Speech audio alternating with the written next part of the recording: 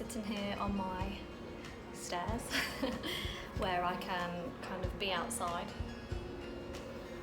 and give you some information about what we can and can't do in the phase 0 of Spain's lockdown.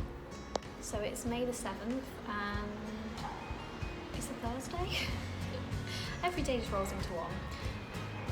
So we are in the phase 0 of the 4-stage de-escalation process. So there's stage 0, stage 1, stage 2 and stage 3. Each of these phases is supposed to last 2 weeks. So it's not guaranteed that it will last 2 weeks. So it's not like, okay, in 2 weeks time I'm doing this, 2 weeks time I'm doing this, 2 weeks time. So each 2-week interval, they will assess on each province. So we come under the Valenciana province. So as long as we appease how the government thinks that it should be, we can then pass to the next phase. So theoretically, we should be in like a new normal by June the 24th.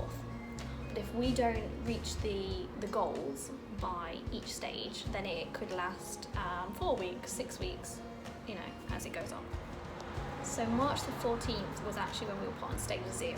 So we've been on stage 0 the whole time, so it's just been complete lockdown. No going to the beach, no going out for walks, nothing. I think something that surprised a lot of people was that we weren't allowed to do outdoor exercise at all. So once it was announced that we could go out for walks, people saw it as lockdown being released here, and it wasn't that at all. It was us being able to exercise like the UK have been doing. So we kind of followed the UK rules for the past week or so. So since phase 0, we've seen gradual changes.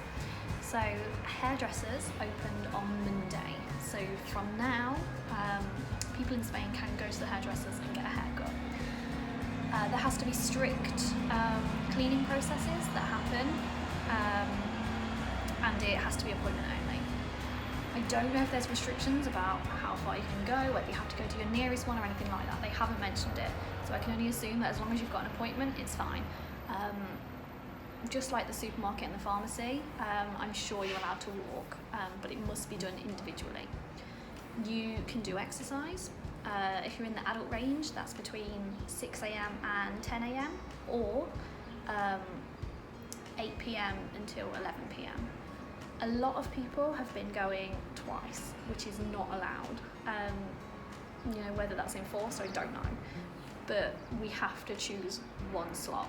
So we can go for as long as we like, we can go for the whole 4 hours, 3 hours, it doesn't matter. But you do have to stay in your radius.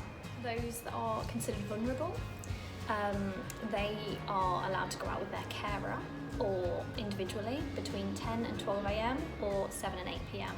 And then children are allowed out for an hour anytime between 12 and 7, and they have to be with only one parent. Those that live in a municipality that have less than 5,000 people living there, the time slots don't apply to them because they don't see it as a risk of overcrowding, but they again do need to social distance and keep away from people if they do come across anybody. So as of April the 26th, that was when children under 14 were allowed to leave their house for the first time.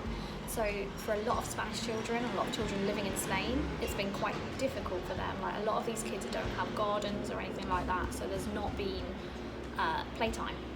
So April 26th was a good day for those. So kids are obviously now allowed out once a day. It can only be for up to an hour. So these kids just get their playtime and that's it, 1 hour. Most of them tend to go out at 6 o'clock. It tends to be like this space between them having dinner and just finishing school. There are obviously rules that what the children are allowed to do on their playtime. So they have to socially distance from other children. They can't be with their friends. They can use scooters, bikes, they can play ball, but again, it has to just be with kids they live with a maximum of 3 of them, or individually or with their parent. All of the playgrounds and outside exercise areas, they're also still cordoned off by the police, so children can't go to playgrounds. Those like us with a dog have been extremely lucky with lockdown. We have been allowed to take out our dog for a short walk. It can only be to appease their needs. It can't be like fancy a walk, let's go walk in the mountains or anything like that. It had to be in your area, and police were actively stopping dog owners and asking for documentation and where you live. And I knew a few people who were told, you can't walk this far, even though they were only 100 metres from their front door. Since the time slots were announced, it now means that we can take Rio for a walk in twos. So if you have a dog, you can take them on your exercise time, and they can be part of your daily exercise, which means you're allowed to go much further, and the dogs can get the exercise that they need to. If you are doing the exercise, like the running, the jogging, the cycling, you're not limited to the radius. You can go as far as you like, but you have to stay in your own municipality. So, you're not going to be able to get out of the municipality in most places in the exercise time. In many parts of Spain, beaches and parks are now open, but here in Benidorm, the beaches are still closed. The parks are open, but places like the Albier Lighthouse and the Benidorm Cross, which are popular walking places, they have been closed temporarily. Originally, some of them were open, so the Benidorm Cross was open from the very beginning, but the police have had to close that as they had many people walking up there and sitting and having picnics. So they've had to close it for the safety of others. The same rules currently apply for shopping and the pharmacy, so we can go out whenever we like, really, as long as you're on your own to go to the shop and go to the pharmacy. You do get given gloves when you arrive to the supermarket, and if it is busy, you do have to queue outside with a 2-metre gap between the person in front of you. All of the trolleys are disinfected before you touch them. As of this week, some small businesses have been able to open. There were a lot of bars and restaurants that decided to open and do the takeaway service, but as the week has progressed, a lot of them have decided to just close up. It's not worth it. Many people can't actually get to them, so it doesn't really help. And with the strict rules of opening, it just wasn't being economically feasible for a lot of them. Things like constant cleaning, only a certain amount of staff allowed, having to have an appointment and things like that to even collect your takeaway, and if people didn't come, you lost stock, and being able to get the products. So a lot of them are now waiting until we enter phase 1. When we enter phase 1, which is supposed to be happening on Monday, we will be allowed to visit friends and family, but we will only be able to be in a group maximum of 10, and they have to live in our province. Travel will not be allowed beyond our province, so we'll need to stay in this region at least through phase 1 to 3. Although the borders are still open in Spain, it's only for compulsory travel. So it will be, people who have been stranded abroad to get home to Spain if they've got residency here. You can't come here to your second residence, even if you have a rental contract or anything like that. It has to be that this is your permanent home. There has been no word at the moment from the authorities or anything like that about when international travel will happen here. So like anybody else, we have no idea when we'll be able to go elsewhere, when we'll be able to go on holiday. I want my Disney trip too. I'm